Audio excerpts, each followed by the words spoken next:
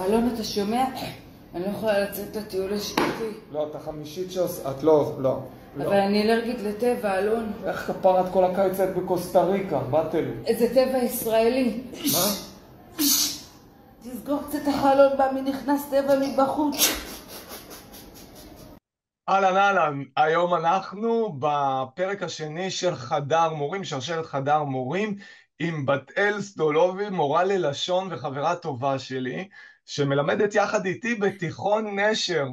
ורגע לפני שאני צולל אל אחד המפגשים הכי מעצימים שלי איתך בתוך כיתה, אני רק אומר שאת אימא לשלושה, נכון? כרגע על תואר, אימא אכן שלושה.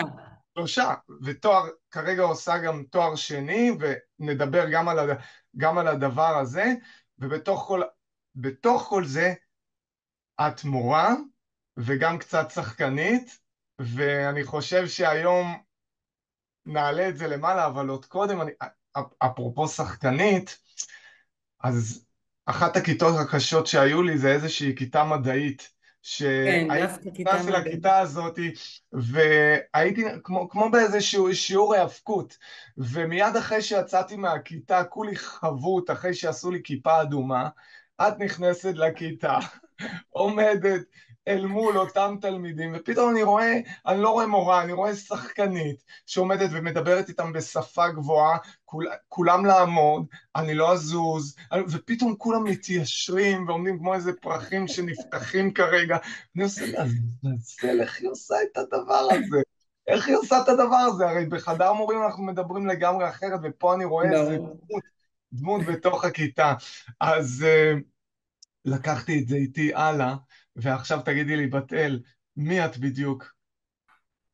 טוב, אז כמו שאמרת, אני חושבת שדבר ראשון זה להיות, אני אימא לשלושה ילדים, אני אם חד-הורית.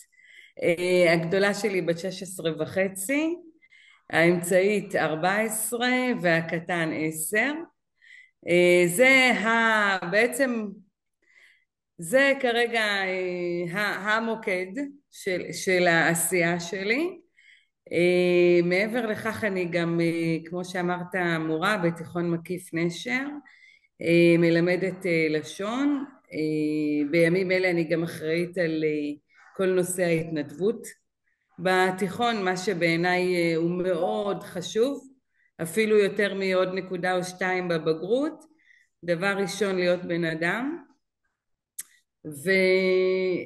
וכמובן ישראלית, אישה, מתמודדת עם כל מה שכולנו מתמודדים, מלחמות, קורונה, רצה בבוקר עם הילדים למקלטים בבית הספר, רצה בערב עם הילדים שלי לממ"ד בבית, משתדלת ככה לג'נגל. יש את אמרת לי, שלא... יש לי סטיקר בוואטסאפ כן.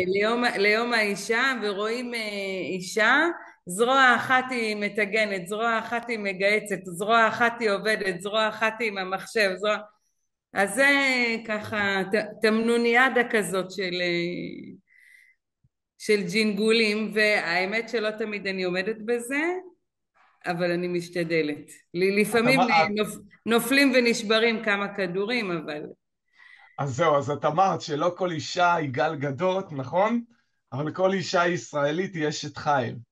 אז ש... זהו, האמת שאמרה את זה, אני קראתי את זה, זה לא משפט שלי, קראתי את זה באינטרנט, אמרה את זה מישהי שראתה את הסרט וונדר וומן עם גל גדות, והיא יצאה והיא אמרה לא כל אישה ישראלית היא גל גדות, אבל כל אישה ישראלית היא וונדר וומן, וזה בעצם אשת חיל.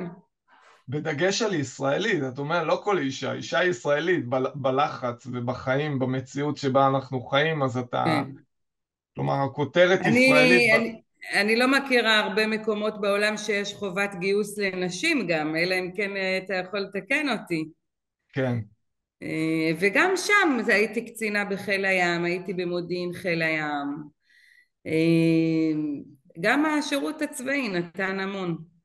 אז זה מין תמהיל כזה של אישה ישראלית, שהיא גם אימא והיא גם הייתה קצינה בצבא, והיא גם אשת חינוך, והיא גם מת, מתמודדת עם האבל הלאומי, ומצד שני בהרבה חוש הומור, והרבה ניסיון לעזור לגורים שלנו לצלוח את ויש המים גם, הסוערים האלה שנכנסנו אליהם. וכל זה יושב, כל זה יושב בעצם על איזשהו רקע של ילדות, שבה את חיה כשסביבך שכונה שיש בה ערבים ודתיים וחילונים, וגם זה משהו שהופך אותך למי שאת. נכון, אני גדלתי בעצם בעיר חיפה. העיר חיפה היא עיר מעורבת. זו עיר שבעצם ממש בתוך העיר עצמה גלומים הרבה מאוד גם דתות, גם זרמים מסוימים בתוך הדתות האלה, ובעצם כולם חיים ביחד. עד גיל 5 גדלתי בשכונת הדר בחיפה, ושם כל הילדים שיחקו עם כל הילדים, דתיים, ערבים ויהודים, ולא ידענו הבדלים בינינו. אז בעצם הדברים האלה, כשאני לוקח את כל מה שאת עושה, אם אני מתחיל באמת, אם זו אותה ילדות שעליה את מתארת, ואחר כך הקצינה בצבא, והתואר השני שעכשיו את עושה, רק תגידי במילה במה הוא עוסק, ואיך את לוקחת את זה איתך הלאה, ולמה זאת הבחירה. אז האמת שהתואר השני עוסק בסוציולוגיה, שזה לא תחום הדעת שלי בבית הספר. תחומי הדעת שלי הם לשון עברית והיסטוריה של המזרח התיכון, אבל דווקא בחרתי בתחום נוסף כדי קצת להרחיב את האופקים, להכיר עוד ענף, להכיר עוד מקום שבו אנחנו ככה יכולים להרחיב את הדעת, לחדד קצת. היום הראשון של הלימודים בתואר השני היה אמור להיות 8 באוקטובר, וכמובן כולנו יודעים מה קרה. אז גם התואר השני היה מאוד מאתגר על הרקע הזה על הרקע הקשה מאוד שבו אנחנו נמצאים, אבל כן, צלחתי גם את זה. האמת שלא מזמן קיבלתי את התעודה מדהים. שסיימתי, ואני זכאית בציון 93, והייתי אחד הרגעים היחידים שאני יכולה להגיד, יאללה, אני כתבתי עוד איזה פרי שעבדתי בשבילו הרבה, וזהו, ממשיכים הלאה לפירות הבאים. ועכשיו אז כל הדרך אל הדוקטורט, אני מבין. לא, לא, לא כל כך, מסביר. לא. דווקא האמת שיותר אני רוצה כן לכתוב, להמשיך לכתוב את הספר שלי. דברי, הנה, דברי אותו, לפני שאת כותבת אותו. טוב, אז אני לפני בערך 8 שנים, 7 שנים וחצי, ביום הולדתי ה-40, בעלי לשעבר הודיע לי שהוא רוצה להתגרש, ונכנסתי לתקופה מאוד מאוד קשה בחיי. אבל איך הולך הפסוק? מאז יצא מתוק, ובעצם מתוך התקופה הזאת גדלתי והתחלתי לכתוב, שזה משהו שהיה גלום בי הרבה מאוד שנים. לא מימשתי אותו, כי כל פעם את בהיריון או את מניקה, או את עוד פעם בהיריון, או את עוד פעם מניקה, או את עוד פעם רצה על טיפת חלב, עוד פעם את בודקת בגרויות, עוד פעם. עכשיו ככה אמרתי, זהו, האם זה היה משבר גדול וממנו צומחים, והתחלתי לכתוב, התחלתי ללכת לסדנאות כתיבה של רן שריג ושל יובל אברמוביץ' ושל עומר ברק, וגיליתי גיליתי שזה נותן לי המון סיפוק. נכון שהעבודה שלנו נותנת המון משמעות, ואני מאוד אוהבת את העבודה שלנו, אבל זה נותן לי סיפוק. אז אני אומר האמת שלא נעים לי להגיד, אני בקושי סיימתי לכתוב, אבל הבת שלי הגדולה ראתה אותי, התחילה לכתוב, והיום היא כבר כותבת ספר שני. נו, יפה, וואו. אבל בסדר, את יודעת, אנחנו בקצב אחר. חבלי הלידה הקשים לפעמים מביאים את הילד הכי יפה והכי מדויק שאנחנו פיללנו. יאללה, לכי ביי. קחי את הזמן, בתור אחד שהוציא ספר, היום אני מסתכל על הספר שכתבתי את על אנשים וחיות אחרות, אני יודע שהיום הוא היה קצת אחר, אבל הוא דיבר את מי שאני הייתי אז, אז וזה זה חלק מהדבר הזה. אבל כשאת אומרת, יש את הכיתה ויש את הכתיבה ואת מה שקורה בחוץ ושם הסיפוק, אז אני מסתכל על הכיתה באמת כמעיין, חדר המורים והכיתה בכלל, זה המקום שממנו אני יוצר את רוב התוכן, כלומר, התוכן הוא החיים, זה מה שקורה. אתמול הייתי בהופעה של נועה קירל, את לא מאמינה, קירל, הבת שלי אומרת קירל, 60,000 איש בפארק הירקון, חוגגת בת מצווה ליעלי, ו... כל הכבוד, אלון, אני מעריצה אותך. וזה היה מדהים, זה היה מדהים, הנסיעה וההליכה לשם, וכל הדרך אני מתלונן, ועשינו מין סרטונים שאני כאילו בוכה לה וזה, ופתאום שם היא מצלמת אותי רוקד ושמח, ואחר כך יצרנו איזה סרטון על החיבור הזה בין האבא המתלונן לבין האבא השיכור מריקודים סביב נועה קירל, שזה היה מצחיק, כלומר, איך פתאום נוצר משהו אחר שלא חשבת עליו, והוא נולד מתוך החוויה הזאת האותנטית ביני לבין הבת שלי ובכיתה, הרי כל החוויות האלה מתרחשות בכיתה, ומי כמונו, את ואני, כמייצרי סדרות טיק טוק, במהלך עבודתנו בתיכון נשר, את יודעת בדיוק על מה אני מדבר. כן. לפני שנגיע לטיק טוק, איך את לוקחת בעצם את כל מי שאת אל תוך הכיתה? איך התלמידים פוגשים את זה בסוף? טוב, תראה, בגדול, קודם כל חלק מהילדות שלי, לא, זה כבר היה בשנות ההתבגרות, השתלבתי בתיאטרון חיפה, בתיאטרון חובבים לבני נוער. ושם קיבלתי כלים כשחקנית תיאטרון, אמנם אני לא שחקנית תיאטרון, כן. אבל הכלים שקיבלתי שם היו כלים שאחר כך ליוו אותי קדימה. המורה בעצם הוא שחקן שהכי כיף לו, כי הוא שחקן שהקהל שלו שבוי, זה לא קהל שקנה כרטיס, זה לא קהל שאתה חייב לו משהו, אין צורך במחיאות כפיים, הקהל חייב לשבת גם לא בכיתה, תקבלי אותם. ולא רק זה, שהקהל חייב לשבת בכיתה ועוד המורה אחר כך נותן לו ציון איך הוא ישב בהצגה. הלוואי שכל השחקנים היה להם כזה קהל. כן. זה קהל שאסור לו פלאפונים, ובעצם נכון, אני גם משתמשת המון מתודות מהמשחק והמון חוש כלי הומור אחד, גם. בטל. את יודעת, את אומרת את זה, אבל את יודעת כמה זה קשה לנהל כיתה, וכמה זה קשה ברור. לגרום להם דווקא מכיוון שהם שבויים, שבא תלמיד אחרי השיעור ואומר, שמע המורה, היה שיעור מה זה מעניין, זה האתגר, זה היופי בלהיות אל מול כיתה, כי ברור, הם מגיעים מתוך המקום הזה שוואלה, אני לא רוצה להיות פה, אבל אני פה, אני חייב, ובתוך החייב הזה אתה מייצר לו איזושהי חוויית למידה, איזו חוויה טובה של מפגש, כמו שני שותפים, אבל אתה חייב להביא את השחקן הזה. כשאני נמצא בתוך כיתה, אז אני אומר להם, אנחנו עכשיו בתוך כיתה, אנחנו לא בתוך סרטון טיק טוק, אנחנו לא בתוך יום שדה, וחייבים לשנות את הכללים, את המסגרות. ועדיין בתוך הדבר הזה אני מביא שחקן, אבל אני לא מביא את השחקן הקומי של הטיק טוק, אני מביא שחקן אחר, אני עומד מול כיתה ואני משחק דמות שהיא דמות אחרת. כלומר, כל דמות שאני משחק היא חלק ממי שאני, אין לי ספק. ועדיין מדובר פה בדמות, אוקיי? תראה, מה הכלים זה מדובר שלך הם בדמות? מאוד מאוד חזקים, כלומר, כשאני רואה אותך בכיתה, אני רואה שחקנית שעומדת ומייצרת שם משהו שבאמת צריך ללמוד אותו.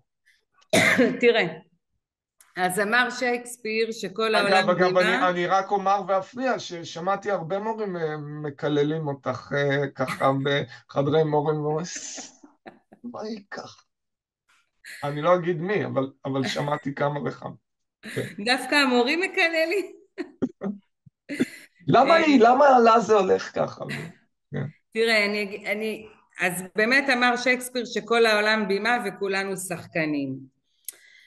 יש פה שני אלמנטים. קודם כל המורים, אני חושבת, יש לנו את המקצוע היחיד בעולם שבו אנחנו כל יום מחדש חווים כאילו כמו בשיר של מתי כספי, זו ילדותי השנייה, כן, כל יום מחדש אנחנו חווים את הילדות שלנו. עכשיו זה ספירלי, כי כשחוויתי את זה, כשהייתי מורה בת 25 והתלמידים שלי היו צעירים ממני ב7 שנים או ב8 שנים, זה היה משהו אחד.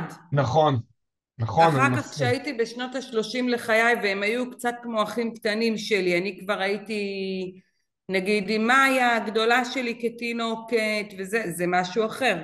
והיום הילדים שלי בגיל, התלמידים שלי בגיל של הילדים שלי. אני ממש חווה את זה.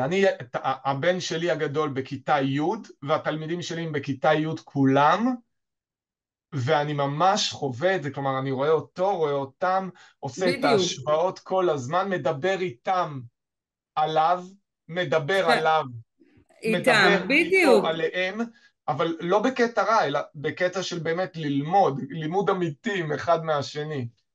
זה בדיוק העניין שאתה נשאר, לא, כאילו, קצת אני קצת חוטאת לדברים, אבל עולם המבוגרים נתפס בעיני המתבגרים כלא רלוונטי.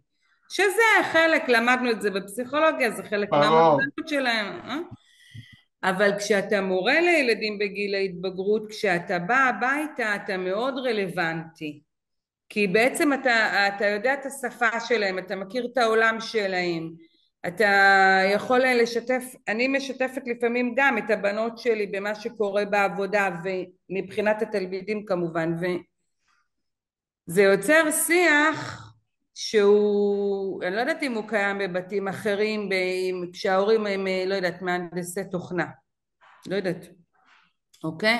אז כאילו החוויה הזאת שאתה חווה עוד פעם את גיל ההתבגרות מכל מיני זוויות, נכון. ובעצם גם אתה כאילו חי את העולם הזה כל שנה מחדש. אני שם, אני שם, אני חי את הילד הזה, אני חי את הילד הזה כל זמן שאני בתוך הכיתה, ממש ככה.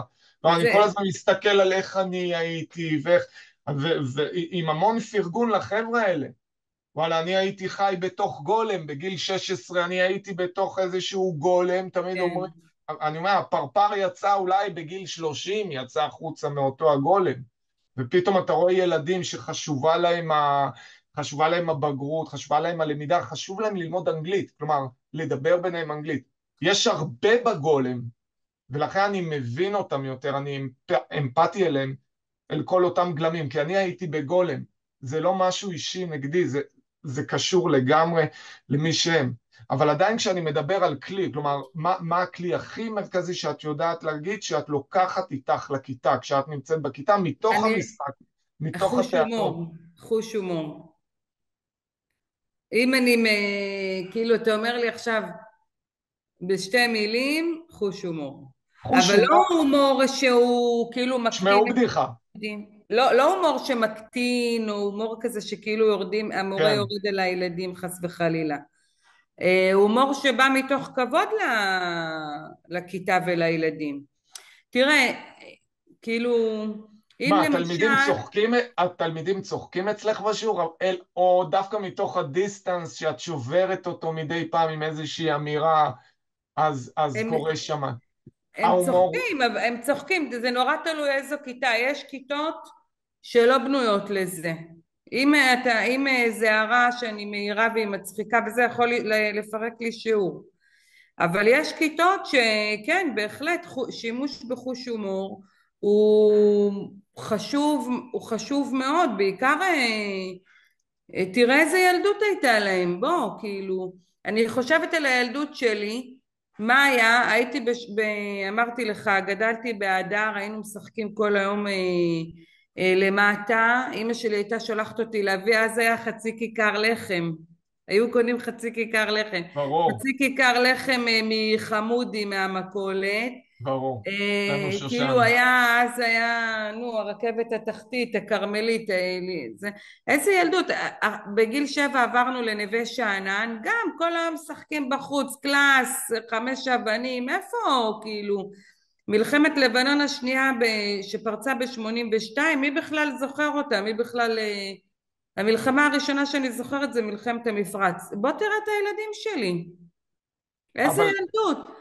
שנים שהם סגורים בבית בקורונה, אחר כך המלחמה, כאילו אני עזבי, אומרת, זה שלך, בתל. אנחנו בת... חייבים להשתמש בחוש הומור כדי לנסות לשרוד את זה. זאת אומרת, לא שזה מוזיל את המלחמה או מוזיל את ההתמודדות עם הקורונה, להפך, זה נותן כלים של איזושהי הפוגה. עכשיו תראה, לומדים אצלי בכיתה, אין צחוקים, לומדים, הנה, יש תוצאות של בגרויות, יש מספרים שמוכיחים את זה, כן. אבל גם המורה חייב להבין כאילו עד גיל 1.5 אנחנו כל הזמן רוצים שהם ילכו ויתפתחו ויתהפכו ויזחלו, ומגיל 6 אנחנו אומרים להם שבו, שבו עכשיו 12 שנה, 6 שעות ביום על כיסא, תלמדו, כאילו, זה גם... תראי, זה ברור, זה ברור. אני חושב שיש משהו מאוד דומה ביני לבינך, כי מצד אחד יש את הרוח שטות של הטיקטוק, של היצירה של ההומור, מצד שני, בכיתה אני מאוד רציני, והתלמידים יודעים גם לומר את זה. כלומר, עם ההומור שיש בכיתה, והרבה פעמים כשהם אומרים את זה, ירה, זכור את זה, כי זה לטיקטוק, זה אחרי השיעור לטיקטוק. אבל בתוך הכיתה יש איזושהי מסגרת, ו... ואני חושב שהדברים האלה הם באים ביחד, הם משלימים אחד את השני, ההומור והלמידה ביחד, כמו שאת אומרת, ככלי. אבל אם אני מסתכל, נגיד אם היית צריכה לביים עכשיו איזושהי הצגת תיאטרון, כלומר משהו על חיי המורה, איזה קטע היית לוקחת בטוח אל תוך ההצגה הזאת? כלומר, את בתוך כיתה, כלומר, מה קורה שם? דווקא הייתי לוקחת קטע מה... דווקא הייתי לקחת קטע מאיזה טיול היית באילת עם שכבת י"ב, הייתה לנו שכבת י"ב קשה, היה מחזור לא פשוט. נו, לספר? כן, כן, אוקיי. אז עמדת איתם שם בהרי אילת אחרי הטיפוס המעצבן הזה. וואו, על ההר, עולים הר, יורדים הר, עולים הר, אני לא סובלת את זה. נו. היה, לא יודעת, מצפור או משהו, איזה נקודת תצפית, ומולכם היה ים. ואמרת נכון. להם, איזה ים לפנינו, אנחנו קרובים לא, לא, לעיר אילת, לא, רמז, אז, הים שמופיע בהגדה של מצרים, רמזת אז, להם, כאילו הם היו חייבים לדעת, איזה ים לפנינו, תגידו לי איזה ים. ואז אחד התלמידים אומר לך, נו המורה, באמת, זה ים המלח. אז השני מחרה אותו בכאפה ואומר לו, תגיד לי, אתה דבע? למה איפה אנחנו, בטבריה? אז, אלוהים. אז, את זה, אז את הסיפור, אז את הסיפור הזה אני מספר באמת בהרצאות שלי. כמה אנחנו מלמדים אותם, כמה אתם, כן, כמה מפת נכון, ישראל. ואני אומר, זה לא משנה מה הם זה לא משנה מה הם זוכרים, זה משנה מה הם מרגישים. בסוף כשאתה שואל אותה, הוא לא זוכר אם זה נכון. ים המלח או כנרת, אבל הוא אומר, וואלה, המורה, היה מה זה כיף שם למעלה על ההר, אז זה חלק מהדבר הזה, חלק מהיופי. אבל יש לנו המון סיטואציות שאני תמיד כיוצר תוכן וכמפיק אפילו, אני יכול להגיד סרטוני טיק טוק, אני חושב מי הדמות, מי הדמות, מי הדמות, באטל, באטל, באטל, ואני קורא לך בדמות, תמיד את באטל אצלי, לא באטל, באטל בדמויות, ואת המורה שלא רוצה לצאת לטיול שנתי. זה מין וואי, משהו שאני חי אותו. ואני הגעתי לשיעור, ולאחד השיעורים, ממש שיעור פתיחה, כיתה י', ואחת התלמידות אמרה, שמע המורה, אני הולכת להגיע לכל שיעור, אל תדאג, אבל לימי שדה אני לא יוצאת. למה את לא יוצאת לימי שדה? כי אני אלרגית לטבע. אני עושה לה, מה? כאילו, מה בטבע? לטבע, לטבע באופן כללי. ואז אני אומר לך, בת אל, בואי נעשה סרטון, שאת מורה שלא רוצה לצאת לטיול שנתי, ומה את אומרת לי? שאת אלרגית לטבע. אלרגית לטבע. ואני אומר לך, אבל בת אל, היית כל הקיץ היית בקוסטה ריקה. ואז את אומרת, כן, אבל זה טבע ישראלי. ואז את עושה מתעטשת, ואומרת, תסגור את החלון, נכנס טבע מבחוץ. והמשפט הזה, המשפט הזה היה משפט קורע. תסגור את החלון, נכנס טבע מבחוץ. וכל פעם כשאני מסתכל באמת על הדמות שלך, את שחקנית, כלומר, כאילו צריך לקחת אותך לדבר הזה, אם פעם נעשה איזשהו סיטקום, זו את שם, זו את שם בתוך הדבר הזה, עם המון סרטונים שבאמת ככה יכולים להסביר תראה, מה זה, גם ההורות נותנת המון חומרים נכון? בכלל אני חושב, במקום, תחשבי סדרה, במקום קופה ראשית, תהיה מורה ראשית. עם כל מה שקורה בחדר מורים, אנחנו מסודרים. אנחנו מסודרים, והשחקנים יהיו מורים, כאילו מורים אמיתיים, שישחקו את עצמם. ו... אבל כאן יש משהו בטוטליות שלך, גם בסרטונים, שאת כנראה מביאה מהחיים אני, עצמם. תראה, מהטוט... קודם כל הרעיונות היפים הם שלך, כן? אני מתגייסת, אבל את ממשיכה אותם. אבל הנה, תשמע סיפור למשל, אפרופו ההורות, כן?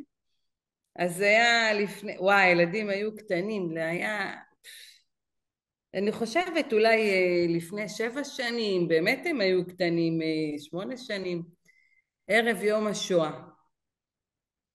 והבנות קיבלו בבית הספר את הנר נשמה עם האפליקציה כן, שסורקים, ואז ו- לומדים מי היה... מי היה... כן, אז אנחנו קיבלנו את אבא ברדיצ'ב שצנח עם חנה סנש, אם אתה זוכר, כן, על שמו היישוב אלוני אבא וכולי.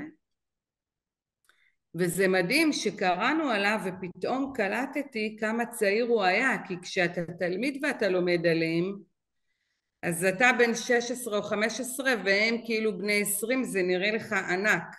אבל כשאתה הורה ואתה קורא עליהם, ואתה בן 40 והם נשארו בני 20, כואב הלב.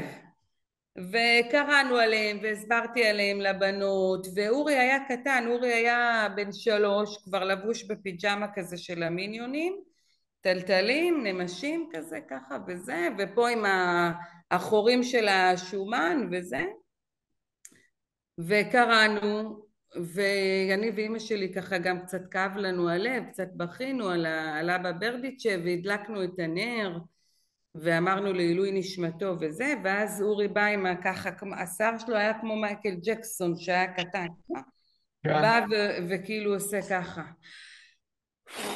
שתזכה לשנה הבאה, לא היה לו שין. ואני ואימא שלי, אורי, מה אתה עושה? זה נר נשמה, זה אוי ואבוי, אסור לכבות את זה, וכאילו, התפיסה הזאת, שבכלל זה יום הולדת של אבא ברדיצ'ב, זה לא, איזה, כאילו, נכון, זה כל כך נכון, המחיש את הפערים, נכון, הפערים בין ההוא בן 3 ואנחנו בני 40 וכואב לנו ובוכות, נכון, זה נו, לחשוב, תזכה לשנה הבאה. זה לחשוב, זה המעיין, זה המעיין, זה לחשוב מחוץ לקופסה. יש לי חבר שקוראים לו אסף כץ, שכתב את הילדים הם התסריטאים הכי טובים בעולם, כן, הוא אוסף כל כך הרבה נכון, חומר מתוך מה שילדים אומרים. זה מצחיק, זה משעשע, כן.